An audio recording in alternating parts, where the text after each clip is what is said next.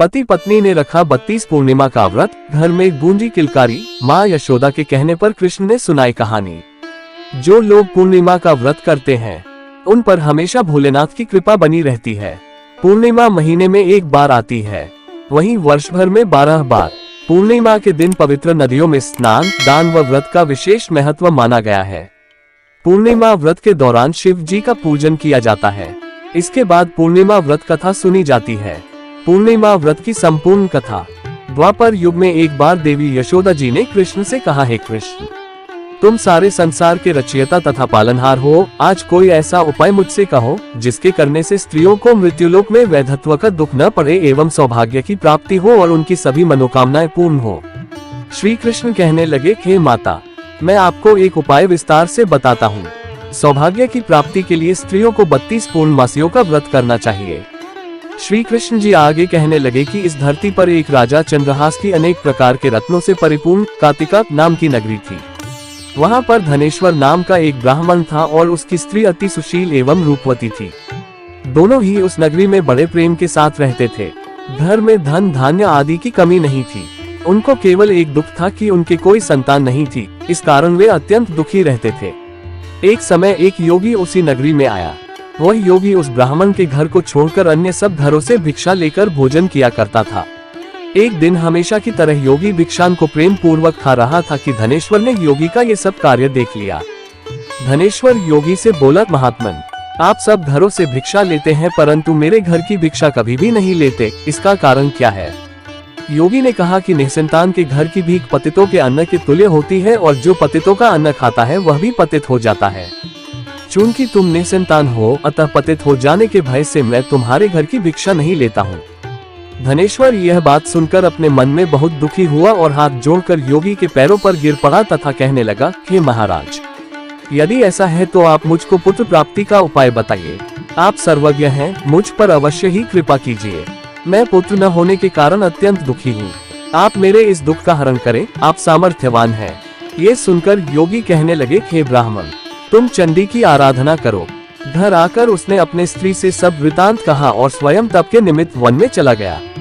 One में जाकर उसने चंडी की उपासना की और उपवास किया।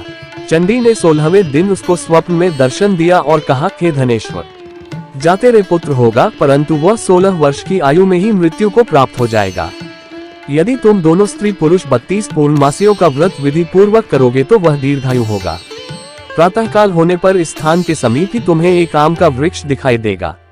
उस पर चढ़कर एक फल तोड़कर शीघ्र अपने घर चले जाना, अपनी स्त्री को खिलाना। ऋतु स्नान के पश्चात वह स्वच्छ होकर श्री शंकर जी का ध्यान करके उस फल को खा लेगी। तब शंकर भगवान की कृपा से उसको गर्भ हो जाएगा।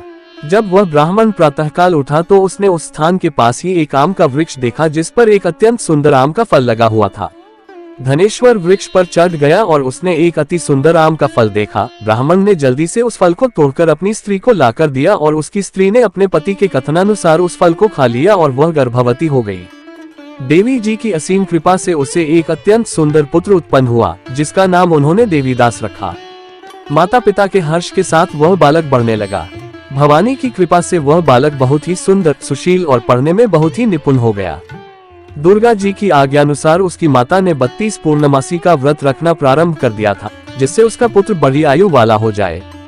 16वां वर्ष लगते ही देवीदास के माता पिता को चिंता हुई कि कहीं उनके पुत्र की इस वर्ष मृत्यु न हो जाए। इसलिए उन्होंने अपने मन में विचार किया कि यदि ये दुर्घटना उनके सामने हो गई तो वे कैसे सहन कर सकेंगे। इसलिए उन्होंने देवीदास के मामा को बुलाया और कहा कि हमारी इच्छा है कि देवीदास 1 वर्ष तक काशी में जाकर विद्याध्ययन करे, इसलिए साथ में तुम चले जाओ और 1 वर्ष के पश्चात इसको वापस लौटा लाना। सब प्रबंध करके उसके माता पिता ने काशी जाने के लिए देवीदास को एक घोड़े पर बैठाकर उसके मामा को उसके साथ भेज दिया। धनेश्वर ने सपत्नीक अपने पुत्र की मंगल कामना तथा दीर्घायु के लिए भगवती दुर्गा की आराधना और पूर्णमासियों का व्रत करना आरंभ कर दिया। इस प्रकार बराबर 32 पूर्णमासी का व्रत पूरा किया। कुछ समय पश्चात मामा और भांजा मार्ग में रात्रि बिताने के लिए किसी ग्राम में ठहरे हुए थे। उस दिन उस गांव में एक ब्राह्मण की अत्यंत सुंदर, सुशील और गुणवती कन्या का विवाह होने वाला था। जिस धर्मशाला के अंदर वर और उसकी बारात ठहरी हुई थी उसी धर्मशाला में देवीदास और उसके मामा भी ठहरे हुए थे। संयोगवश कन्या को तेल आदि चढ़ाकर मंडप आदि का कृत्य किया गया तो लग्न के समय वर को धनुर्वात हो गया।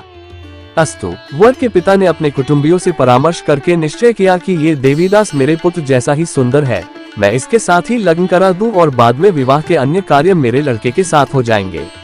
ऐसा सोचकर देवीदास के मामा से जाकर बोला कि तुम थोड़ी देर के लिए अपने भांजे को हमें दे दो, जिससे विवाह के लग्न का सब कृत्य सुचारू रूप से हो सके।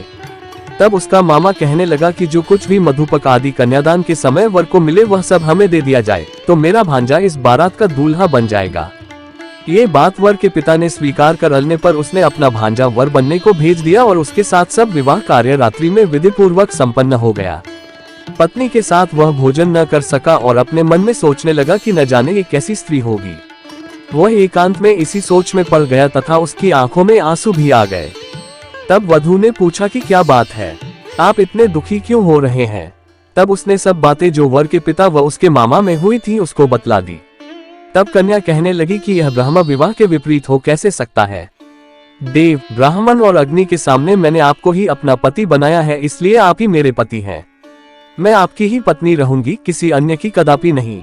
तब देवीदास ने कहा, ऐसा मत करिए क्योंकि मेरी आयु बहुत थोड़ी है। मेरे पश्चात आपकी क्या गति होगी, इन बातों को अच्छी तरह विचार लो। परंतु वह दृढ़ विचार वाली थी, बोली कि जो आपकी गति होगी वही मेरी गति होगी। हे स्वामी, आप उठिए और भोजन करिए, आप निश्चय ही भूखे होंगे। इसके बाद देवीदास और उसकी पत्नी दोनों ने भोजन किया तथा शेष रात्रि वे सोते रहे।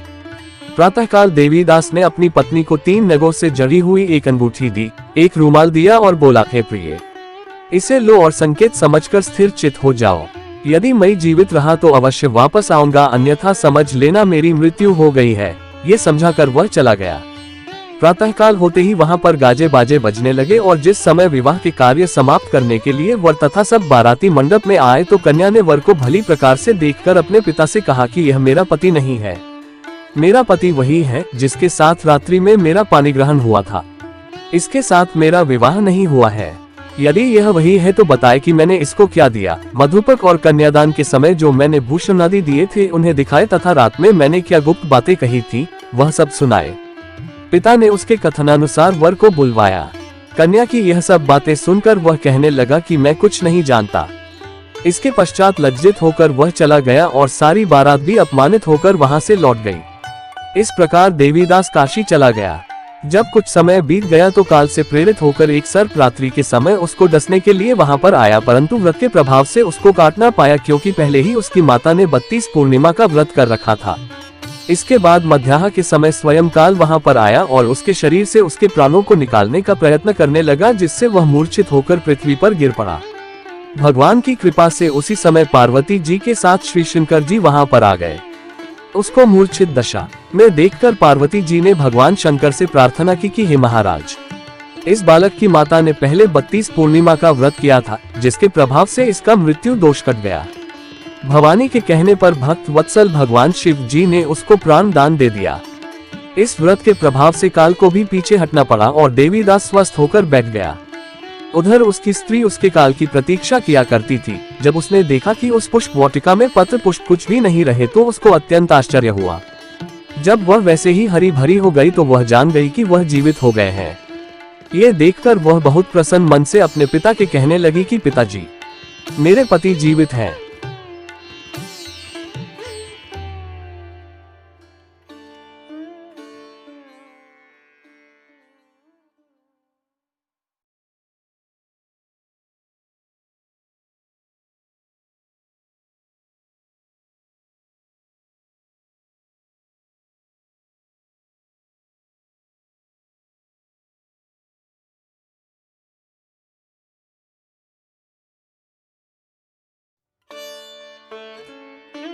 आप उनको ढूंढिए। जब 16वां वर्ष व्यतीत हो गया तो देवीदास भी अपने मामा के साथ काशी से चल दिया। इधर उसे श्वशुर उसको ढूंढने के लिए अपने घर से जाने वाले ही थे कि वह दोनों मामा भांजा वहां पर आ गए। उसको आया देखकर उसका श्वशुर बड़ी प्रसन्नता के साथ अपने घर में ले आया। उस समय नगर के निवासी भी वहां इकट्ठे हो गए और सबने निश्चय किया कि अवश्य ही इसी बालक के साथ इस कन्या का विवाह हुआ था। उस बालक को जब कन्या ने देखा तो पहचान लिया और कहा कि यह तो वही है जो संकेत करके गया था। तदुपरांत सभी कहने लगे कि भला हुआ जो यह आ गया और सब नगरवासियों ने आनंद मनाया। कुछ दिन बाद देवीदास अपनी पत्नी और मामा के साथ अपने श्वशुर के घर से बहुत सा उपहार आदि लेकर अपने घर के लिए प्रस्थान किया। जब वह अपने गांव के निकट आ गया तो कई लोगों ने उसको देखकर उसके माता पिता को पहले ही जाकर खबर दे दी कि तुम्हारा पुत्र देवीदास अपनी पत्नी और मामा के सहित आ रहा है।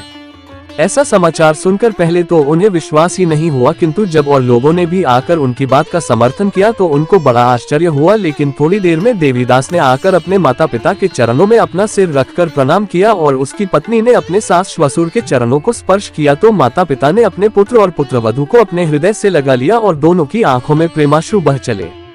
अपने पुत्र और पुत्रवधू के आने की खुशी में धनेश्वर ने बड़ा भारी उत्सव किया और ब्राह्मणों को भी बहुत सी दान दक्षिणा देकर प्रसन्न किया। श्री कृष्ण जी कहने लगे कि इस प्रकार धनेश्वर 32 पूर्णिमाओं के व्रत के प्रभाव से पुत्रवान हो गया। जो भी स्त्रियां इस व्रत को करती हैं, वे जन्म जन्मांतर में वैधव्य का दुख नहीं भोगती और सदैव सौभाग्यवती रहती हैं। यह मेरा वचन है, इसमें कोई संदेह नहीं मानना। यह व्रत पुत्र पौत्रों को देने वाला तथा संपूर्ण मनोकामनाओं को पूर्ण करने वाला है। 32 पूर्णिमाओं के व्रत करने से व्रती की सब इच्छाएं भगवान शिव जी की कृपा से पूर्ण हो जाती हैं। पूर्णिमा व्रत के लाभ। पूर्णिमा व्रत करने से संतान की प्राप्ति होती है और बच्चे की आयु दीर्घायु होती है। जिन महिलाओं के संतान नहीं होती वह स्त्री अगर पूर्णिमा व्रत विधि विधान से करे तो संतान की प्राप्ति होती है। जब कुंडली में चंद्रमा कमजोर स्थिति में हो तो उनके लिए पूर्णिमा का व्रत काफी लाभकारी होता है। पूर्णिमा का व्रत चंद्रमा को मजबूत करता है। पूर्णिमा व्रत से मानसिक परेशानियां दूर होती हैं। जीवन में चल रही उथल पुथल एवं रोजगार की चिंता हो तो उन्हें पूर्णिमा का व्रत रखना चाहिए। पूर्णिमा व्रत करने से दाम्पत्य जीवन अच्छे से बीतता है। इस व्रत के प्रभाव से पति की आयु दीर्घायु होती है। पूर्णिमा के दिन शिवलिंग पर दूध, दही, बेलपत्र, शमी आदि चढ़ाने बहुत पुण्य मिलता है।